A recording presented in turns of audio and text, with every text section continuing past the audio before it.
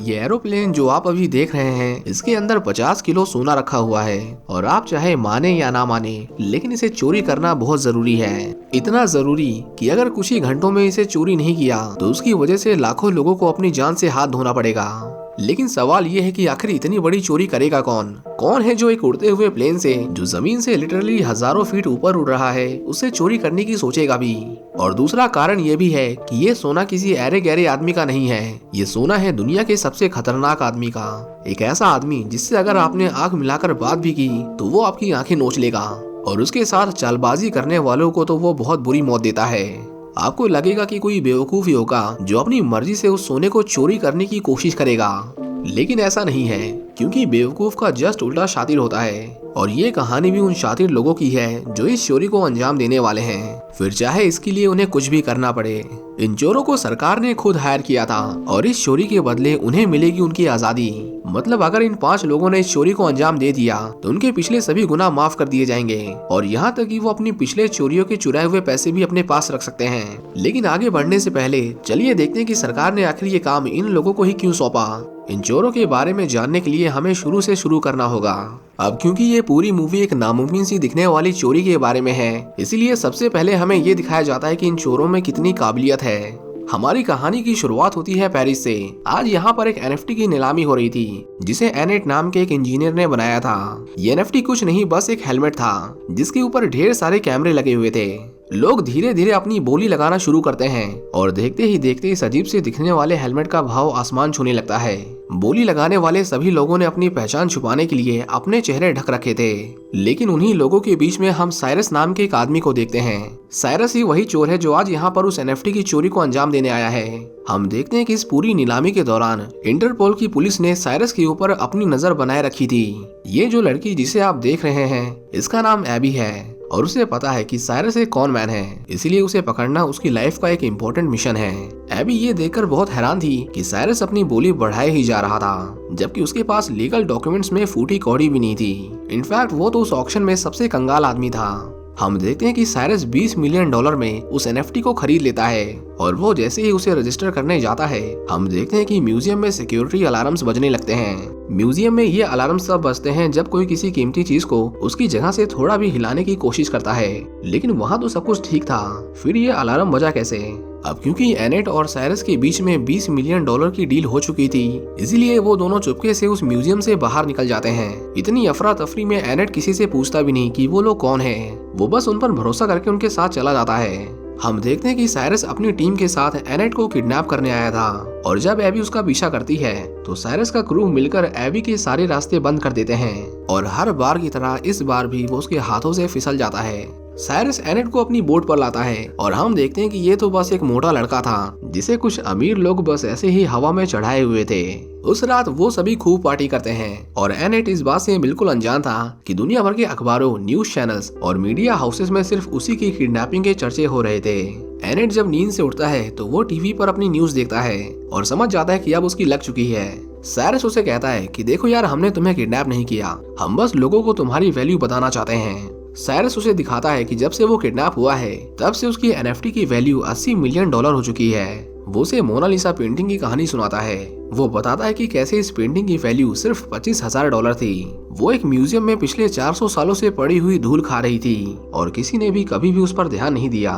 लेकिन एक दिन जब एक आदमी ने उसे चोरी कर लिया तो अचानक से लोग उसकी वैल्यू करने लगे। वो कहता है कि हमने भी तुम्हारी एनएफटी के साथ यही किया है, हमने उसे चोरी करके तुम्हारी वैल्यू बढ़ा दी। एनेट भी अब खुश था क्योंकि कहाँ उसे पहले सिर्फ $20 मिलियन मिलने वाले थे और कहाँ अब वो 35 मिलियन का मालिक है और इससे उसे जो पॉपुलैरिटी मिली थी उसका तो कोई कंपैरिजन ही नहीं था। Before we move forward, let's talk about the members of this चोरों की टोली। तो सबसे पहले आता है ऑफ कोर्स साइरस, जो इन सभी का लीडर था। उसके बाद है उनके पास एक हैकर जिसका नाम मीसून था। उनके पास एक पायलट भी थी और इस लड़की का नाम कैमिला है। अब क्योंकि वो लोग चोरी करते थे तो उन्हें कई लॉकर्स भी तोड़ने पड़ते होंगे और इसी काम के लिए उनकी टीम का अगला मेंबर है मैग्नस। और हर फील्ड की तरह इस फील्ड में भी उनके पास ल्यूक नाम का एक इंजीनियर था जो चोरी करने के लिए नए नए गैजेट्स बनाता था। उनकी टीम में एक और मेंबर था और इस आदमी का नाम डेंटन है, लेकिन वो अभी उन लोगों के साथ नहीं था क्योंकि हम देखते हैं कि उसे इंटरपोल वालों ने पकड़ लिया था।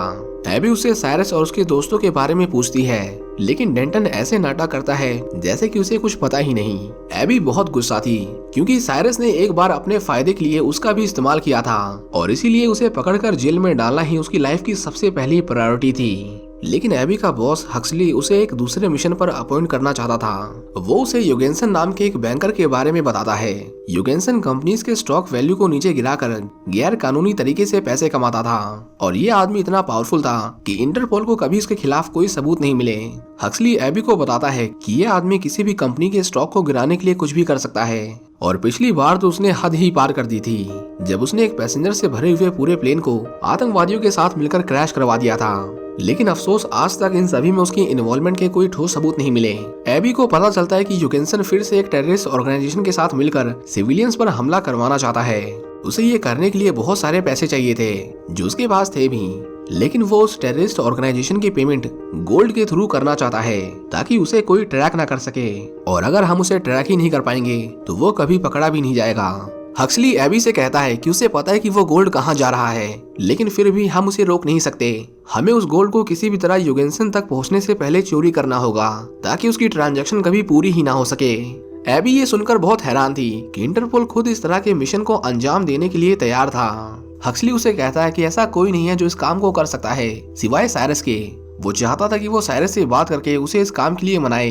एबी उसके साथ काम नहीं करना चाहती थी, लेकिन यहाँ उसे अपने पर्सनल मैटर को भूलकर उन लोगों के बारे में सोचना था जो इस गोल्ड की ट्रांजैक्शन होते ही मारे जाते।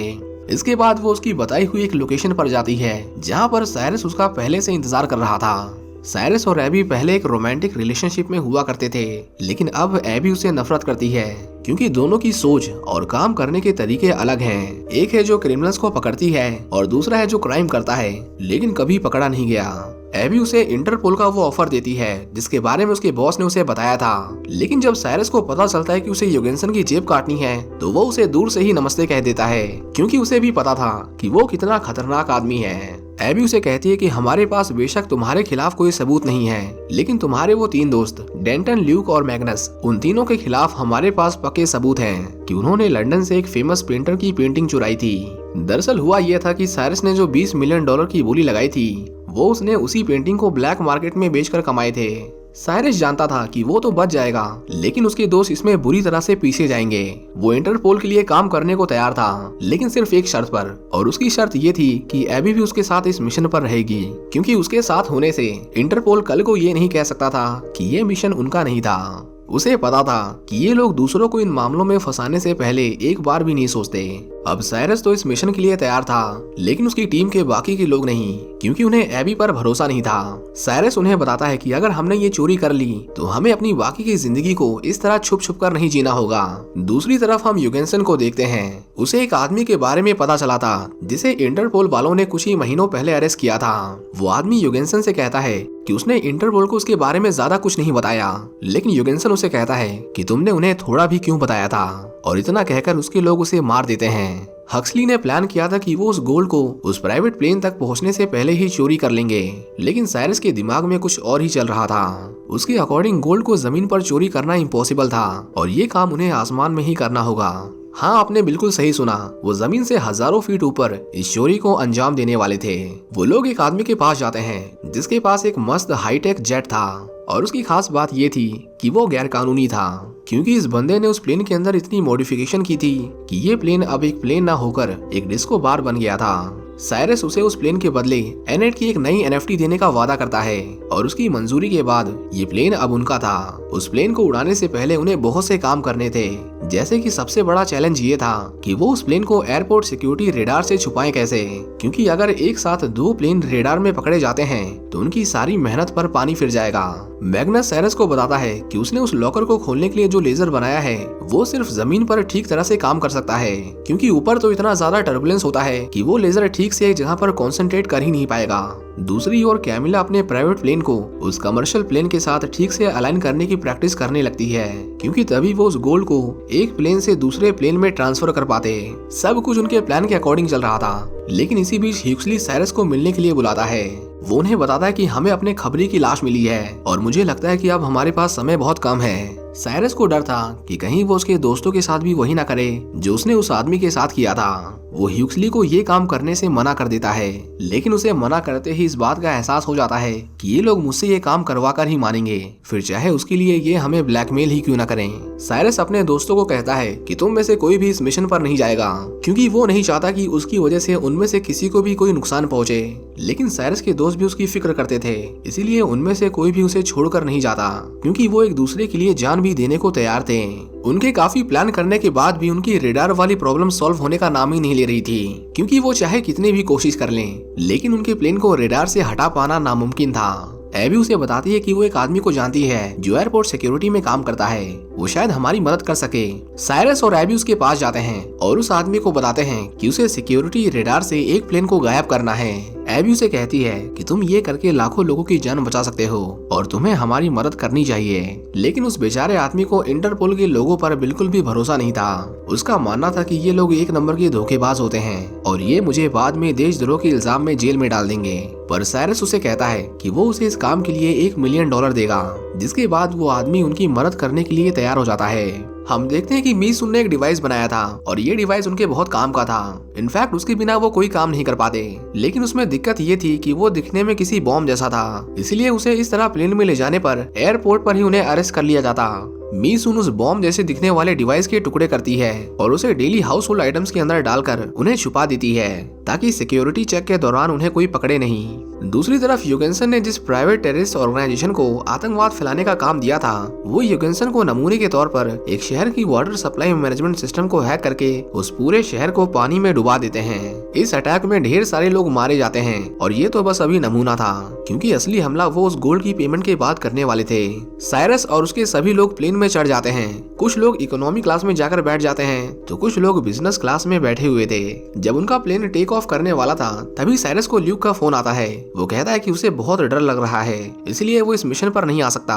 ल्यूक के इस अचानक से लिए हुए फैसले की वजह से उनके मिशन को 10 से 20% का नुकसान हुआ था, लेकिन फिर भी साइरस उसे वापस लौटने के लिए फोर्स नहीं करता और अब उन्हें इस मिशन को उसके बिना ही पूरा करना था। प्लेन टेक ऑफ होने के बाद उन्हें थोड़ा इंतजार करना था, क्योंकि दूसरी तरफ कैमिला अपने प्राइवेट जेट को लेकर उनकी ओर कुछ ही देर में पहुंचने वाली थी।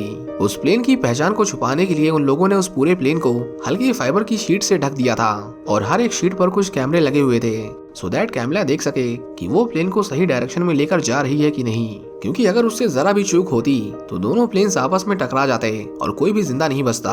हम देखते हैं कि साइरस के लोग एक एक करके वॉशरूम की ओर जाते हैं। दरअसल वो लोग उस डिवाइस के पार्ट्स को बाथरूम के कोने कोने में छुपाकर वहां से बाहर निकल रहे थे। हम देखते हैं कि उसी प्लेन में यूगेंसन के कुछ लोग बैठे हुए थे और मिस उन साइरस को बताती है कि उनमें से 3 लोग काफी देर से उन्हें ही देख रहे हैं। शायद उन लोगों को हम पर शक हो गया है। खैर वो फिर भी कुछ नहीं करने वाले थे, क्योंकि अभी तक सब कुछ उनके प्लान के मुताबिक चल रहा था। जब सारे पीसेस वॉशरूम तक पहुंच जाते हैं तो आगे का काम एबी को करना था। एबी जब वॉशरूम में जाती है तो वो एक एक पार्ट्स को इकट्ठा करके उन्हें जोड़ देती है, लेकिन वो जैसे ही उसे ऊपर रखने जा रही थी तभी हम देखते हैं कि उसका पैर फिसल जाता है और वो डिवाइस जमीन पर गिरकर टुकड़ों में बिखर जाता है। उसके इतने टुकड़े हुए थे कि एबी अब श्योर नहीं थी कि वो दोबारा चल पाएगा भी कि नहीं। साइरस उसके काफी देर तक बाहर आने का इंतजार करता है, लेकिन एबी बाहर नहीं आती, जिसके बाद उसे ही अंदर जाना पड़ता है। वो देखता है कि एबी ने सब कुछ सत्यानाश कर दिया था और सबसे बेकार बात, उसे भी उस डिवाइस की उतनी ही नॉलेज थी जितनी की एबी को, यानी कि 0।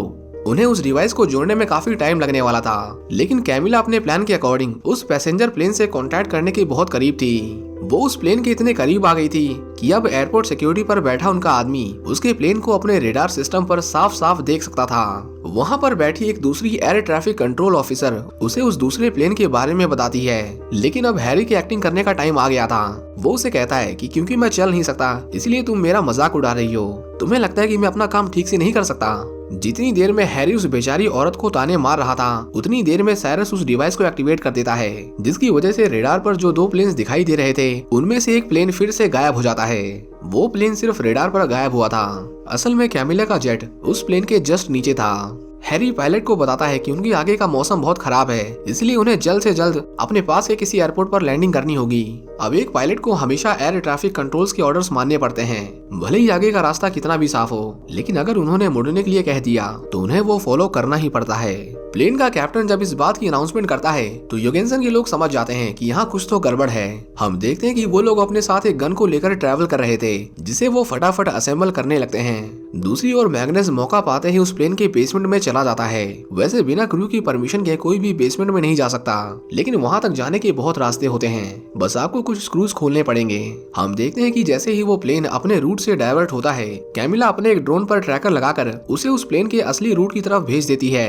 ये ड्रोन एयर ट्रैफिक कंट्रोल के रेडार पर साफ साफ शो हो रहा था और ऐसा उन्होंने इसलिए किया था ताकि बाकी के लोगों को लगे कि प्लेन अभी भी अपनी ओरिजिनल डायरेक्शन की ओर जा रहा है। योगेंसन के लोगों का सब्र का बांध अब टूट गया था, इसीलिए वो फ्लाइट क्रू को हॉस्टेज बना लेते हैं। वो चाहते थे कि पायलट प्लेन को वापस मोड़े और उसी रूट पर चले जहां से उन्होंने प्लान किया था। दूसरी ओर मैग्नस लगा हुआ था उस लॉकर को खोलने में। वो जैसे ही एयर लॉक को खोलता है, एयर प्रेशर चेंज की वजह से पूरे प्लेन में टर्बुलेंस होने लगता है। मैग्नस चाहता था कि थोड़ी देर के लिए सब कुछ स्टेबल हो जाए ताकि वो लॉक को ब्रेक कर सके, लेकिन टर्बुलेंस बढ़ता ही जा रहा था क्योंकि योगेंसन के लोग प्लेन को बार बार मोड़ने की कोशिश कर रहे थे। साइरस जानता था कि अगर ऐसे ही चलता रहा तो मैग्नस उस सेफ को कभी नहीं खोल पाएगा। वो अपनी सीट से उठता है और वो लोगों पर अटैक कर देता है। उन लोगों के बीच में बहुत फाइट होती है और इसी अफरा तफरी के बीच मैग्नस उस सेफ को खोलने की कोशिश भी कर रहा था। वो किसी तरह उस लॉक को खोल तो देता है, लेकिन उन लोगों ने बहुत देर कर दी थी। साइरस जब मैग्नस के पास जाता है तो वो देखता है कि योगेंसन के लोगों ने उसे पकड़ लिया था और वो सभी अब गन पॉइंट पर थे। कॉर्मैक नाम का एक हेंचमैन उनसे पूछता है कि तुम लोग कौन हो और तुमने इस सेफ को कैसे खोला। उसके पास उसके बॉस का फोन आता है और अब उसे भी पता चल गया था कि शहर के कुछ चोर उचक्के उसके सोने पर हाथ साफ करने की कोशिश कर रहे थे। योगेंसन उन्हें अपने हाथों से मारना चाहता था, इसलिए वो कॉर्मैक से कहता है कि उन्हें वो सभी जिंदा चाहिए। लेकिन वो जब बात कर रहे थे तभी पायलट ने लैंडिंग की तैयारियां शुरू कर दी थी। ये लैंडिंग इतनी आसान नहीं होने वाली थी क्योंकि पूरा रनवे बर्फ से ढका हुआ था। कॉर्मैक उन्हें लैंड करने से मना करता है, लेकिन तब तक बहुत देर हो चुकी थी। हम देखते हैं कि वो प्लेन रनवे पर लैंड करते ही फिसलने लगता है, जिसकी वजह से वो प्लेन क्रैश हो जाता है। उस प्लेन के क्रैश लैंड करने के बाद कैमिला भी उसी रनवे पर अपने जेट को लैंड करवाती है। उसे लगा कि साइरस ने उस गोल्ड को अपने कब्जे में कर लिया होगा, लेकिन वो जैसे ही बाहर निकलती है, कॉर्मैक उसकी उम्मीदों पर मिट्टी फेर देता है। वो कहता है कि अब वो उस गोल्ड को उनके जेट में लेकर जाएंगे और तुम सभी लोग मेरे साथ चलोगे। साइरस उसे समझाने की कोशिश करता है कि ये जेट इतने सारे गोल्ड का वजन नहीं झेल पाएगा। वो कहता है कि देखो यहाँ पर पास में एक रेलवे ट्रैक है, हम वहाँ चलते हैं और उसके बाद तुम जहाँ जाना चाहो वहाँ जा सकते हो। कॉर्मैक समझ जाता है कि ये सब के सब बहुत चालाक हैं। वो उसकी एक नहीं सुनता और अच्छी बात है कि उसने साइरस की बातों पर विश्वास नहीं किया क्योंकि उस रेलवे ट्रैक पर हक्सली अपनी इंटरपोल टीम के साथ उनका इंतजार कर रहा था। इसके बाद कॉर्मैक उस गोल्ड को उनके प्राइवेट जेट में लोड करवा के योगेंसन के प्राइवेट आइलैंड की ओर जाने लगता है। जब ह्यूक्सली को पता चलता है कि उन लोगों ने अभी अभी फिर से टेक ऑफ किया है तो वो समझ जाता है कि वो लोग सोना इस ओर नहीं लाने वाले। अब वो सभी आसमान में थे और उन्हें ट्रैक करना भी मुश्किल था। कैमिला देखती है कि उन्होंने रेडार से बचने के लिए जो प्लेन पर शील्ड लगाई थी उसकी एक एक प्लेट टूट कर गिर रही थी। ये देखकर कैमिला कुछ नहीं करती, बस वो इस आग में थोड़ा सा और घी डाल देती है।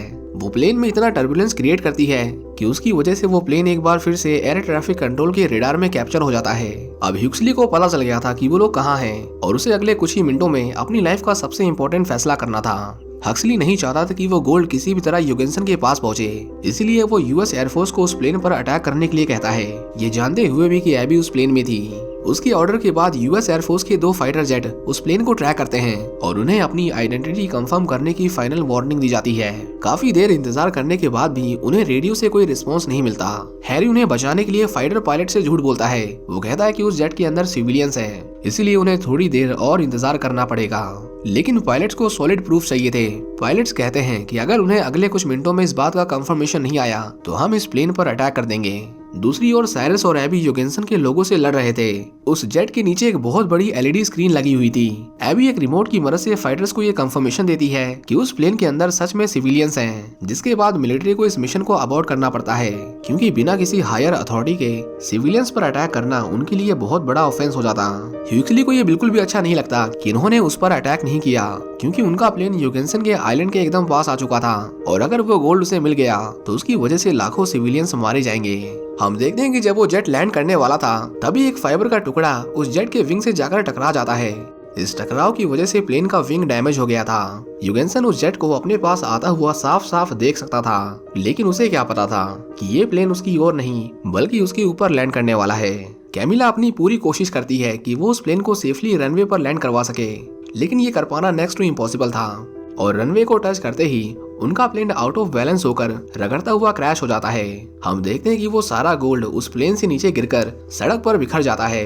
यूगेंसन उन लोगों पर बहुत गुस्सा था क्योंकि इस पूरी लड़ाई में उसने उसके सबसे भरोसेमंद आदमी को मार दिया था। एक औरत जो उस टेररिस्ट ऑर्गेनाइजेशन की एजेंट थी, उसके फोन पर एक सीक्रेट मैसेज आता है और उन्हें पता चलता है कि ये लोग सिर्फ चोर नहीं है, बल्कि इनमें से कोई एक इंटरपोल से है। वो कहती है कि अब ये डील नहीं हो सकती क्योंकि मुझे यहाँ से अभी इसी वक्त निकलने के ऑर्डर्स आए हैं। लेकिन यूगेंसन उसके पैर पर गोली चला देता है।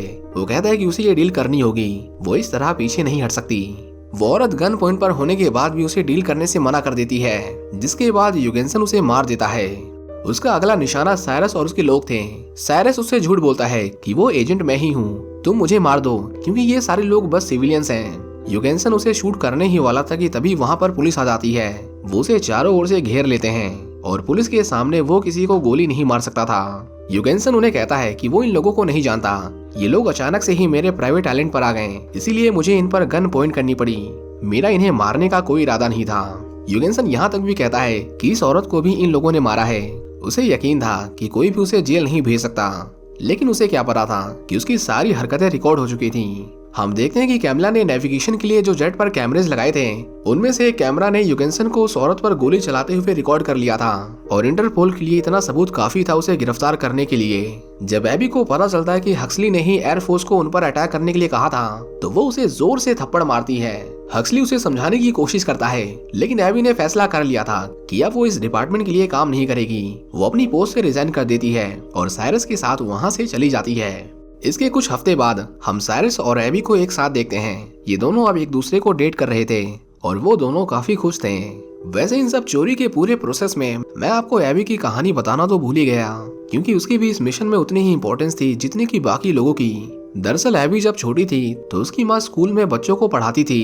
एबी अपने एक सीक्रेट मिशन के दौरान जब साइरस से पहली बार मिली थी तो उसने साइरस को बताया था कि उनके स्कूल में एक 300 साल पुरानी पेंटिंग थी। वो कहती है कि काफी लोगों ने उस पेंटिंग को खरीदने की कोशिश की, लेकिन एबी की माँ ने अपने जिंदा रहते कभी भी उस पेंटिंग को नीलाम नहीं होने दिया। लेकिन वो कहते हैं ना कि जिस चीज को इंसान खरीद नहीं सकता उसे वो चुरा लेता है। उस पेंटिंग के साथ भी बिल्कुल वही हुआ। किसी ने उस पेंटिंग को स्कूल से चोरी कर लिया। वो चोर कभी पकड़ा नहीं गया और क्योंकि वो पेंटिंग एबी की माँ के दिल के बहुत करीब थी, इसीलिए वो उसके चोरी होने के बाद अक्सर दुखी रहती थी और आखिर में उनकी मौत हो गई। तभी से एबी ने फैसला कर लिया था कि वो इंटरपोल को ज्वाइन करेगी और उन लोगों को पकड़ेगी जो आर्ट की कदर नहीं करते और बस पैसों के लिए उन्हें ब्लैक मार्केट में नीलाम करते हैं। इसी वजह से वो शुरुआत में साइरस को भी पसंद नहीं करती थी, लेकिन धीरे धीरे उसकी ये सोच बदल गई क्योंकि साइरस कुछ चोरी नहीं करता था, वो बस उस चीज की वैल्यू बढ़ाता था जैसा उसने एनेट की एनएफटी के साथ किया था। साइरस को भी एबी की इसी बात से प्यार हो गया था कि वो आर्ट की कितनी रिस्पेक्ट करती है। उसे लगा कि ये लड़की बिल्कुल उसकी तरह है, बस फर्क ये है कि मैं एक चोर हूँ और वो एक पुलिस ऑफिसर। वो एबी को बताता है कि उस दिन तुम्हारे स्कूल से जो पेंटिंग चोरी हुई थी, मैंने उसे ढूंढ लिया और सबसे इम्पोर्टेंट, मैंने उसे उस चोर से खरीद लिया और मैं तुम्हें वो गिफ्ट करना चाहता हूँ। एबी ये सुनकर बहुत खुश होती है और अब उसके दिल में साइरस के लिए रिस्पेक्ट और ज्यादा बढ़ गई थी। साइरस एबी को बताता है कि ये तो कुछ भी नहीं, क्योंकि अब जो मैं तुम्हें बताने वाला हूँ उसे सुनकर तुम चौंकना मत। साइरस उसे बताता है कि हमने वो पूरा सोना चोरी कर लिया है।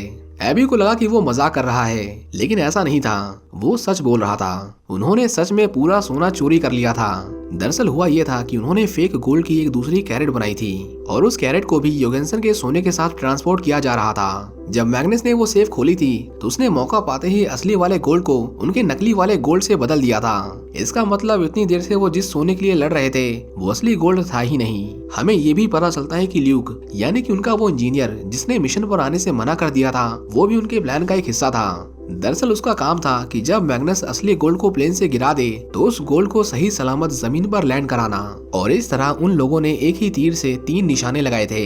अब वो कानूनी तौर पर आजाद थे। उन्होंने अरबों रुपयों का सोना भी चुरा लिया और सबसे इम्पोर्टेंट, यूगेंसन अब जेल की हवा खा रहा था। इसके बाद वो सभी एक साथ फिर से इकट्ठा होते हैं और उन्हें अब उस गोल्ड को पानी से बाहर निकालना था। साइरस एबी से कहता है कि वो चाहता है कि वो अपने हाथों से उनकी इस जीत का इनॉग्रेशन करे। एबी जैसे ही रिमोट का बटन दबाती है, हम देखते हैं कि गोल्ड की पूरी कैरेट जो पिछले 1 हफ्ते से पानी के अंदर डूबी हुई थी, वो बाहर आ जाती है। वो सभी खुश थे और हक्सली जो इतने समय से इस पूरे मिशन का क्रेडिट खाने की फिराक में था, उसके हाथ कुछ नहीं लगता। इसी के साथ ये मूवी यहीं पर खत्म हो जाती है। I hope you guys enjoyed this movie. क्या आपने कभी लाइफ में किसी चोरी को विटनेस किया है और क्या वो कभी पकड़े गए? क्योंकि इस मूवी में तो जो चोर हमें दिखाए गए थे वो कुछ ज्यादा ही एक्स्ट्रा ऑर्डिनरी थे, क्योंकि रियल लाइफ में तो लोग इतने स्मार्ट नहीं होते until unless they are psychopaths और very passionate about what they are doing, फिर चाहे वो इलीगल ही क्यों ना हो। So please share your good and bad experiences with a चोर उचक्का and I will see you in the next one. Thank you for watching.